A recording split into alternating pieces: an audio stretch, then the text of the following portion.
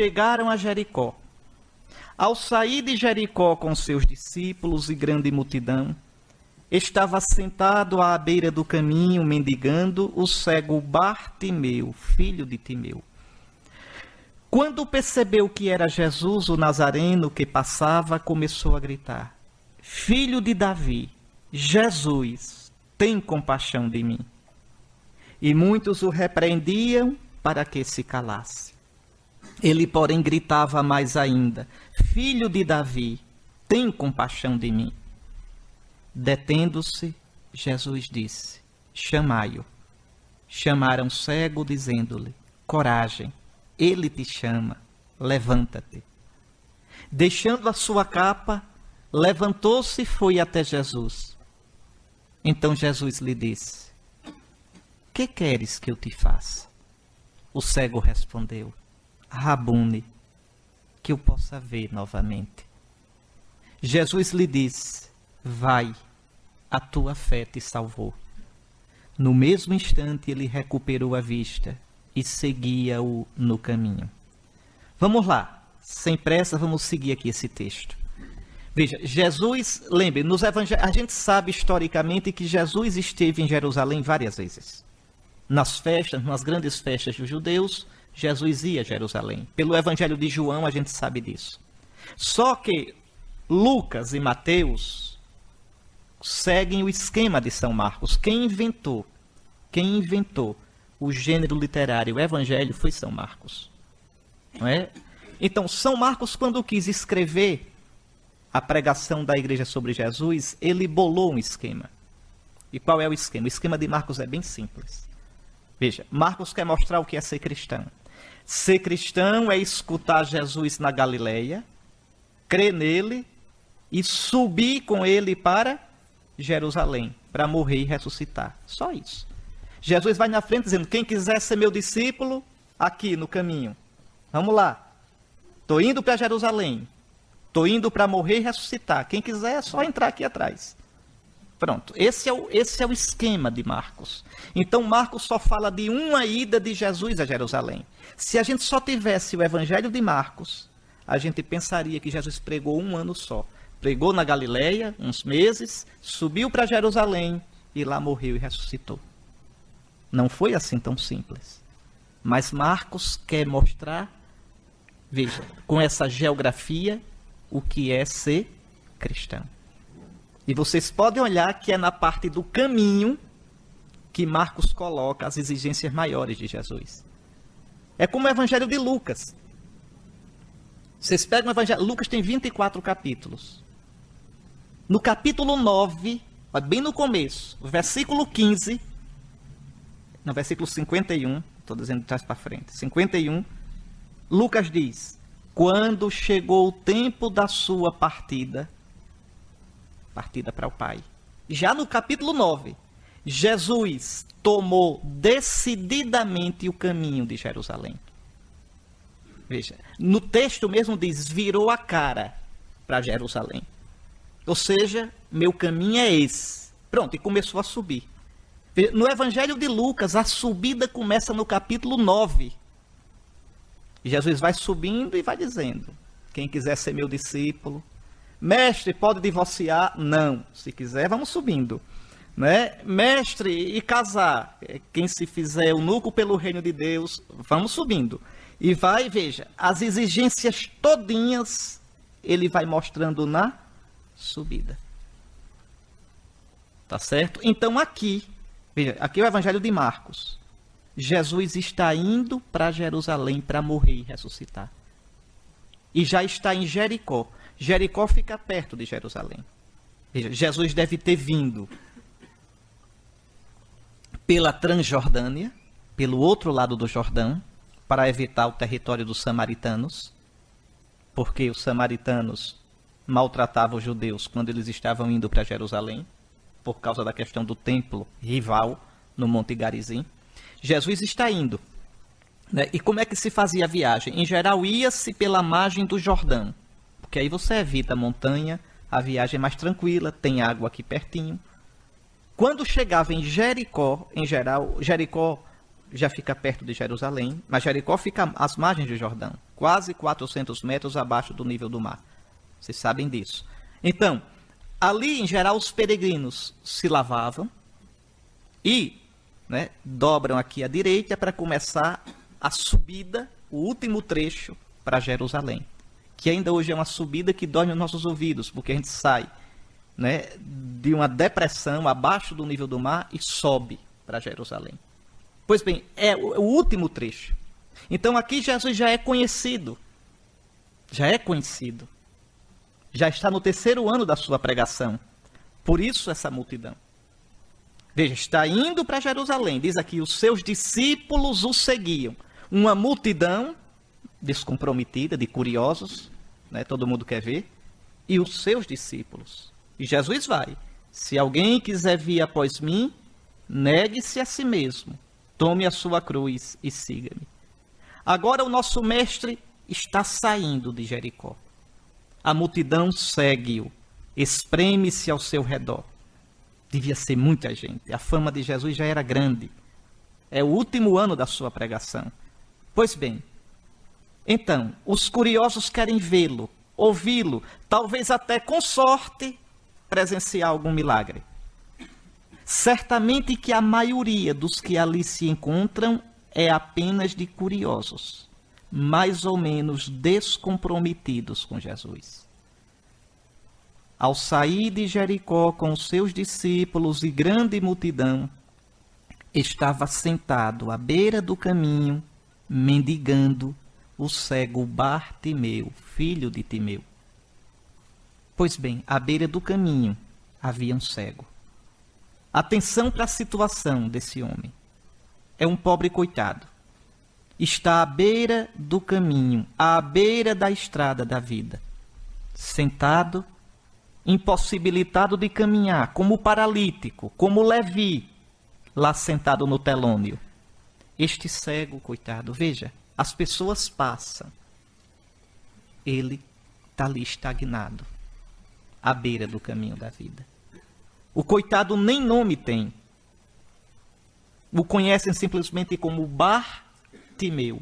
É o filho de Timeu. E o nome dele? Não sei não, é filho de Timeu. Veja, um cego. Olha aquele cego. Né? Veja, não tem nome. Olha aquele cego, é o filho de Timeu. Nunca nem se preocuparam em saber o nome dele. Bartimeu, filho de Timeu. Como é hemorroíça, é alguém ferido pelas chagas da vida. Jesus vai passando pela estrada larga. A multidão faz barulho, cochicha, fala alto, empurra. Jesus vai adiante. A multidão cerca. Vocês imaginem Jesus aqui onde eu estou, o cego lá naquela parede, mas imagine a multidão aqui em pé, o cego lá sentado. Veja, e a multidão aqui, o barulho. É Oriente, hein? Não é o norte da Alemanha, todo mundo em silêncio. É o Oriente. Imagina a gritaria, zoado, empurra, empurra. Tá certo? Vejam.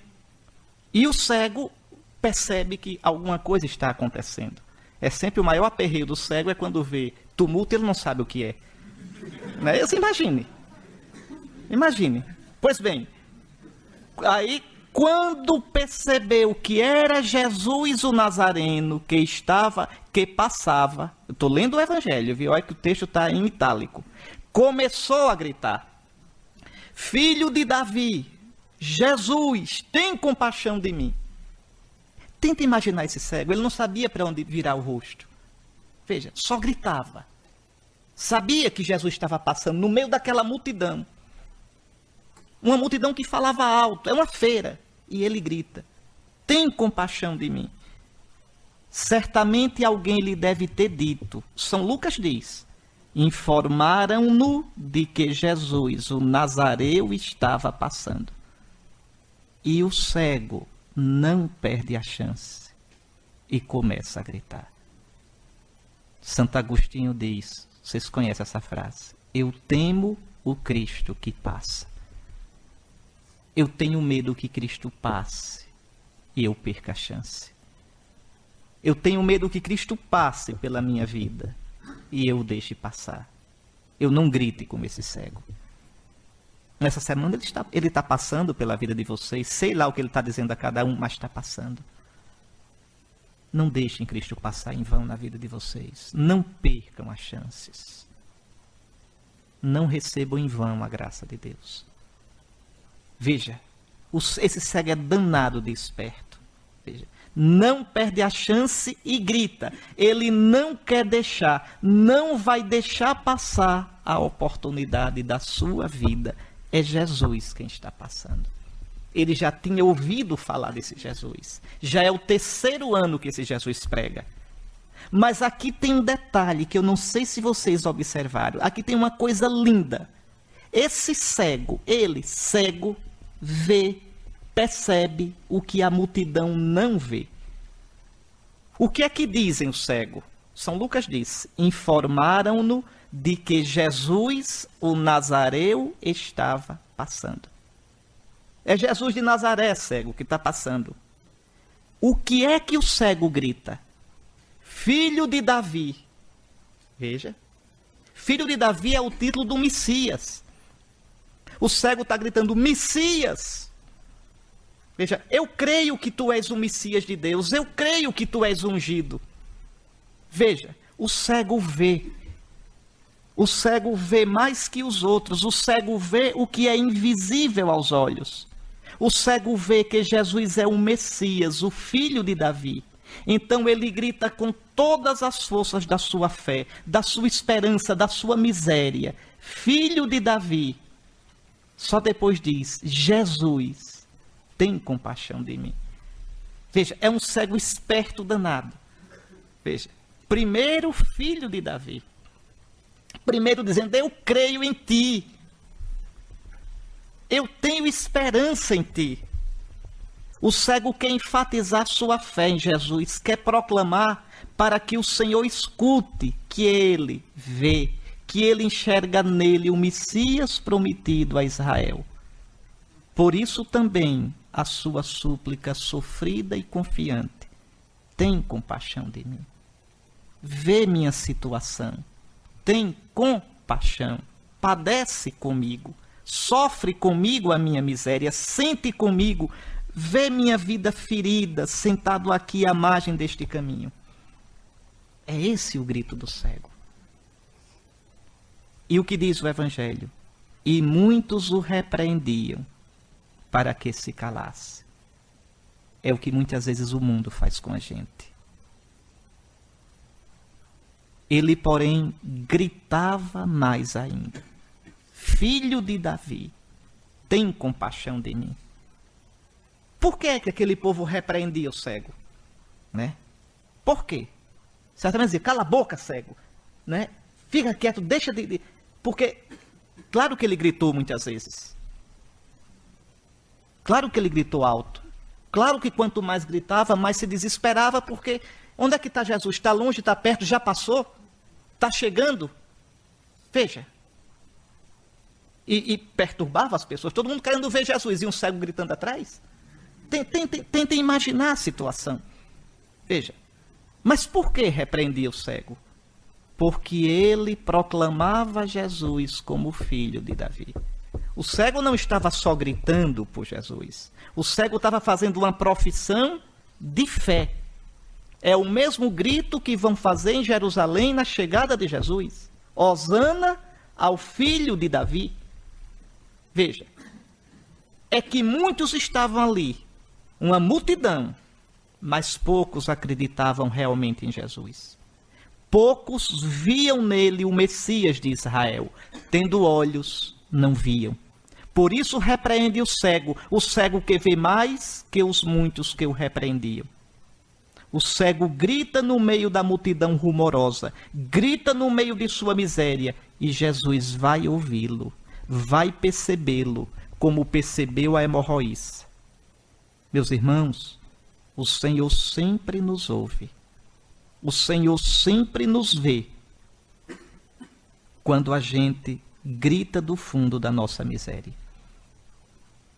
Quando a gente chama do alto da nossa soberba, do alto da nossa autossuficiência, da nossa ira, da nossa prepotência, o Senhor não escuta não. Mas quando a gente grita do fundo do nosso aperto, do nosso pranto, da nossa ferida, da nossa lágrima, o Senhor escuta sempre. Como diz o Salmo, das profundezas clamo a ti, Senhor. Senhor, ouve o meu grito, que teus ouvidos estejam atentos ao meu pedido por graça. Deus é o Deus que sempre nos ouve quando gritamos do mais profundo do abismo. Lembre do livro do Êxodo. O Senhor disse, eu vi a miséria do meu povo que está no Egito. Ouvi o seu clamor por causa dos seus opressores, pois eu conheço as suas angústias. Não é um Deus indiferente. Essa palavra é tão bonita, tão trágica das lamentações. As águas submergiram minha cabeça. Eu dizia, estou perdido. Eu invoquei teu nome, Senhor, do mais profundo do fosso. Ouviste o meu grito. Não fechas teus ouvidos à minha oração, a meu apelo. Aproximaste-te no dia em que te invoquei. Disseste, não temas. Defendeste, Senhor, a minha causa. Redimiste a minha vida. É com esta esperança, com esta certeza, que o cego gritava com mais força ainda, Filho de Davi, tem compaixão de mim.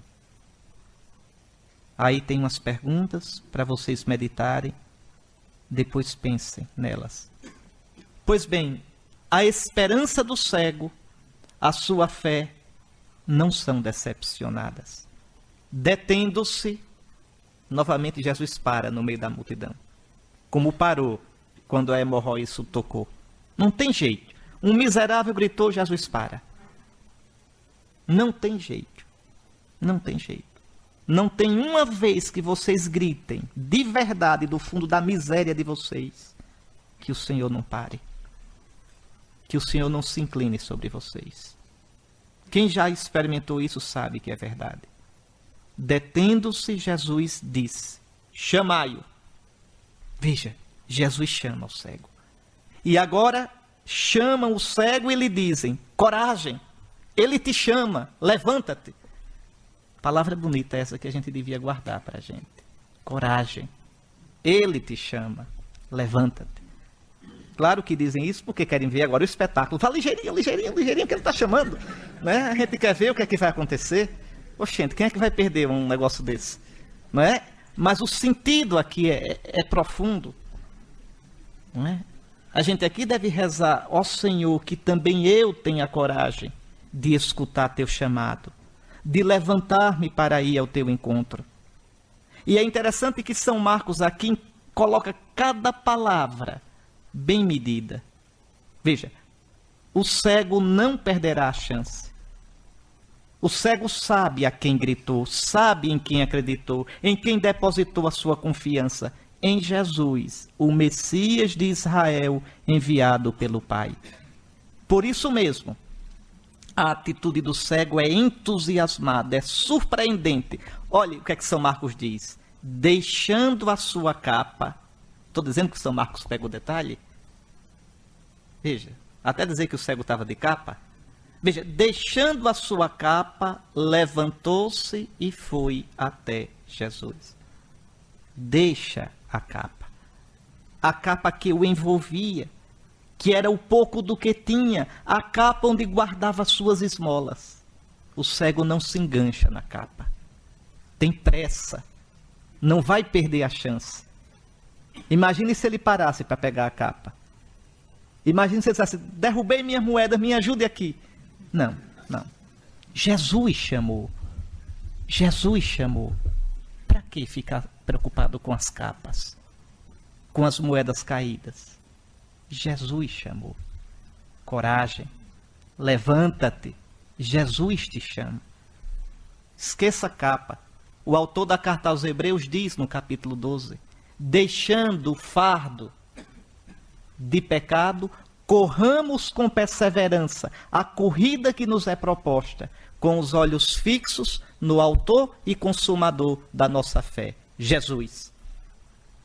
E a gente fica desviando o olhar, olha os problemas, olha os irmãos chatos de comunidade, olha os formadores, lembra dos defeitos do clero na diocese, olha o que não gosta no bispo. Esqueça isso. Olhe Jesus. Olhos fixos em Jesus. Largando as capas, os fardos de pecado.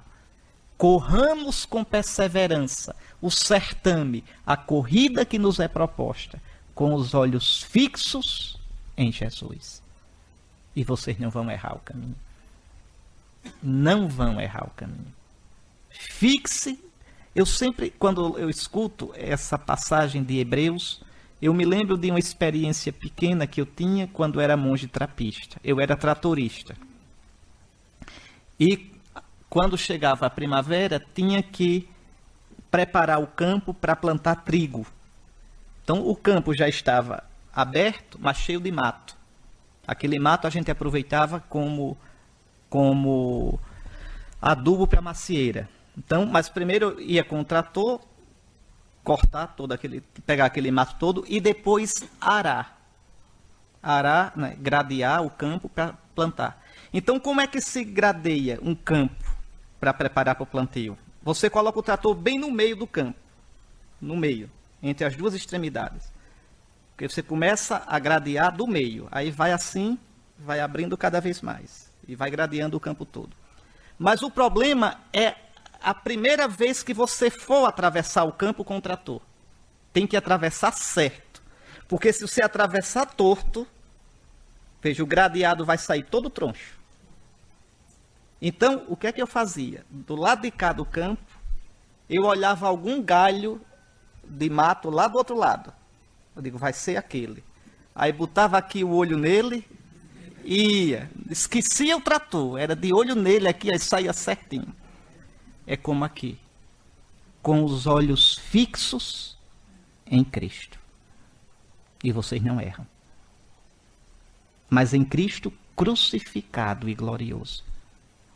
Com os olhos fixos no autor e consumador da nossa fé. Naquele que confiou no Pai até a morte. Nós não confiamos ainda até a morte. Estamos longe disso. Então, é como esse cego. Deixa a capa. E assim, mais livre, mais disponível, pode levantar-se e ir até Jesus.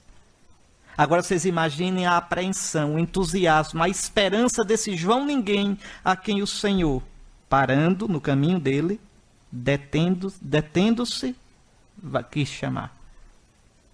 E aqui a gente se pergunta, né? Quais são as minhas capas? O que é que eu trago nas minhas capas? Estou disposto a deixar minhas seguranças, meus apegos, minhas saudades, as coisas e atitudes que me apartam do Senhor para ir livre ao encontro dele? Uma vez eu li um escrito tão bonito de um monge do Monte Athos, monge ortodoxo. Ele disse, aqui no mosteiro, toda a minha vida tem sido cumprir o preceito da Escritura. Lembra-te de Jesus Cristo ressuscitado dentre os mortos. Ele diz, é isso que eu faço a minha vida toda. Quando me vem a saudade da família, eu digo, lembra-te de Jesus Cristo ressuscitado dentre os mortos. Quando me vem a lembrança do que eu vivi antes, lembra-te de Jesus Cristo. Quando me vem a lembrança dos meus pecados, das falhas dos irmãos, lembra-te de Jesus Cristo. Ou seja, conservar no coração a santa memória de Jesus. Lembra-te de Jesus Cristo, ressuscitado dentre os mortos. Lembra-te com a imaginação, lembra-te com o afeto, lembra-te com a vontade. Traze Jesus sempre em ti. Aquilo que eu já disse a vocês 2 vezes, digo outra, descanse em Jesus. Aprenda a descansar em Jesus. Você pode estar fazendo 1000 coisas e o coração descansado em Jesus. Vinde a mim, eu vos darei descanso. Acreditem nisso.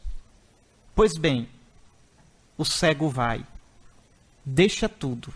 Agora é a vez de Jesus. O cego disse: Filho de Davi, Jesus, tem compaixão de mim. O que lhe dirá Jesus? A atitude do Senhor, como sempre, é surpreendente. Não usa o pobre coitado para se exibir. Não vai logo fazendo algum milagre. Jesus podia, quando viu o cego, dizer: vou curar esse cego, vocês vão ver. Não. Jesus não usa as pessoas. Repare que coisa mais linda. Repare o que é que Jesus faz. Olha para o cego e pergunta: que queres que eu te faça? Ele estava vendo que o homem era cego. Mas repare, veja que coisa linda. Tu me chamaste, não foi? O que tu queres de mim? Mas entendam, tentem ver a delicadeza de Jesus. Tentem ver o respeito pela pessoa. O escutar aquele homem. Jesus poderia dizer: ligeirinho que eu estou apressado. Não é? Não, não. Agora, ali no meio daquela multidão curiosa, parece que todo mundo desaparece. Como Jesus e a hemorroíça. Estão somente o cego e Jesus. A miséria e a misericórdia. E a misericórdia pergunta humilde e respeitosamente à miséria: que queres que eu te faça? Como o critério de Jesus não é a pressa, não é a impaciência, não é a eficiência. Como os critérios do reino são diversos dos nossos, meus irmãos. Não é encher. Se está certo eu não sei, mas enche de gente. Isso é critério? O padre fazendo doidice na liturgia? Padre, o que é isso? Bom, pode não ser muito litúrgico, mas dá certo, a igreja está cheia. E quem disse que o critério de Jesus é sucesso? Quem disse que o critério de Jesus é multidão? Quem disse que Jesus chamou a gente para fazer sucesso? Jesus chamou a gente para ser fiel. Por que é que os bispos levam a cruz no peito? É para enfeitar? Vocês acham que é para enfeitar? A cruz no peito é para lembrar qual é o critério do nosso ministério. Quando diz assim: espero que o Senhor tenha sucesso. Não. Eu espero ser fiel a Cristo também na hora da cruz. Só isso. Espero ter a coragem de entender que para ser presença dele, eu tenho que crucificar a minha vida. Esse é o critério. O único. Não o sucesso. Não a eficiência. Ontem eu estava lendo um filósofo. Eu até gosto das ideias dele, só que ele não é cristão, é ateu. Ele gosta de Bento XVI, mas é o Pondé. E o Pondé dizia: Bento XVI é um teólogo brilhante e um papa fracassado. Pois é o critério do mundo. Bento XVI está em boa companhia. Está em companhia do mestre dele, que fracassou, que terminou sozinho na cruz e salvou o mundo. Vejam bem quais são os critérios. Cuidado, irmãos, para não quererem ser padres de Cristo com os critérios de Satanás. Com os critérios que Satanás apresentou no deserto a Cristo e Cristo rejeitou. Cuidado. Nem tudo que brilha aos olhos do mundo e que é lógico para a nossa razão serve para o reino de Deus. Cuidado. Só rezando, só nos colocando aos pés do Senhor, nós poderemos sempre escapar dessas armadilhas e voltar ao Senhor. Nós não somos chamados a fazer sucesso, dizia Madre Teresa. Nós somos chamados a ser fiéis.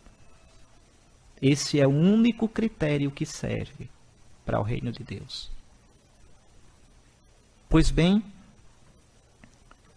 Jesus pergunta ao cego: que queres que eu te faça? E o cego diz, cheio de respeito, de veneração, de confiança: meu mestre, Rabune, que eu possa ver novamente. Mas, meus irmãos, pensem direitinho, que dor no pedido desse homem. Veja, ele não é cego de nascença. Ele não é cego de nascença. Houve um tempo no qual ele via e perdeu a visão. Que eu possa ver novamente. Vejam que tristeza. Imagine-se, né, esse homem, a angústia dele, esses anos todinho, pedindo esmola. É um pobre, um homem pisado e maltratado pela vida. Jesus recorda do que o homem o chamou, filho de Davi. O mestre recorda do que ele pediu. Tem compaixão de mim. E agora, com toda a ternura do seu coração misericordioso, concede o dom da visão física àquele que vira mais que a multidão ali presente. Vai. Tu não me chamaste Messias? A tua fé te salvou. No mesmo instante, o cego recuperou a vista. Ele não chamou Jesus de Messias? Pois sobre o Messias a Escritura diz: então se abrirão os olhos dos cegos e os ouvidos dos surdos se desobstruirão. Então o coxo saltará como o cervo e a língua do mudo cantará canções alegres, porque a água jorrará do deserto e rios da estepe. Veja, ele veio para isso, para abrir os olhos aos cegos, para fazer com que os surdos escutassem. Muito bem. E agora, o mais importante da passagem. A frase mais importante é agora. O cego, veja, o que é que diz? Seguia-o no caminho. Repare que cego teimoso. Jesus diz, vai, a tua fé te salvou, pois ele não vai, vem. Vem com Jesus. Agora que vê, segue o Senhor. Veja, seguir Jesus no caminho é ser cristão. É fazer passo com ele rumo a Jerusalém. Adeus à capa, adeus ao lugar em que sentado mendigava. Agora ele vê e caminha.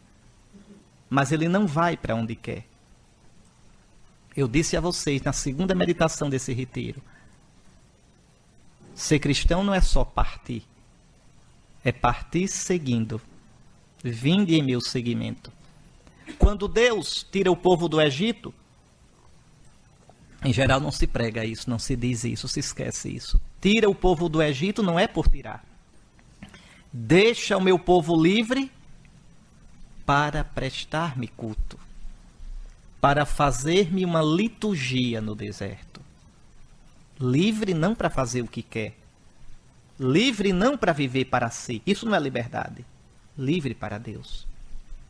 Esse cego que agora vê, veja, não vai para onde quer, não vai por sua conta. Viu Jesus, viu a luz e segue-o pelo caminho que vai dar em Jerusalém, que vai dar na cruz, na morte, mas que vai dar finalmente na ressurreição, no coração do Pai. É como aquele outro cego que é lindo, lindo cego de nascença no Evangelho de João. Jesus cura aquele cego, porque essa passagem, para Marcos, é uma catequese batismal. Lembrem que o batismo, na igreja antiga, era chamado sacramento da iluminação. Nós éramos cegos, nós éramos aleijados no caminho da vida. E Jesus nos iluminou com a sua luz. E batizados em Cristo, nós somos neófitos, neo-iluminados. Nós podemos agora segui-lo. Veja, São João aproveita uma outra passagem para fazer uma catequese com outro cego. São dois cegos encantadores. O outro é o cego de João. Aquele cego de nascença, Jesus cospe no chão, faz lama. Por que Jesus faz um negócio desse? Entendam, para os judeus a saliva é o espírito, o sopro feito líquido. Olha o que é que Jesus está fazendo. Colocando o sopro dele sobre o barro. Ele vai recriar aquele homem. Ele vai fazer o que Deus fez no Gênesis. Lembrem, todo aquele que está em Cristo é uma nova criatura. Jesus pega o sopro dele feito líquido, a saliva, mistura no barro e coloca nos olhos do cego. E o que diz? Vai lavar-te na piscina de Siloé. Aí João maldosamente diz, Siloé quer dizer enviado. Qual é a piscina do enviado? Quem é o enviado? É Jesus. Qual é a piscina de Jesus? A pia batismal. Vai lavar-te na piscina de Siloé. Aí João disse de modo bem conciso, o cego foi, lavou-se e voltou vendo. Mas o mais bonito é o fim de tudo. Pegam o homem e levam até Jesus. Ele não sabia quem era. Aí Jesus pergunta.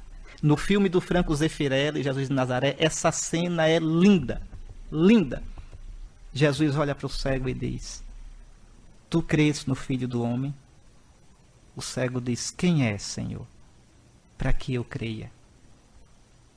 Aí Jesus diz, sou eu, tu estás vendo. Vejam, entendam aqui qual é. Veja, tu estás vendo, eu te curei para isso. Não te curei para tu saíres por aí paquerando, não. Eu te curei para que tu me vejas. Para João, ver, contemplar, é crer. Veja, contemplarão aquele a quem traspassaram. Quer dizer, ver é compreender com a compreensão mais profunda. Jesus olha para o cego, tu estás vendo. Sou eu que falo contigo. O cego cai de joelhos. Eu creio, Senhor. Agora está curado de verdade. Agora vê de verdade. Como esse cego daqui.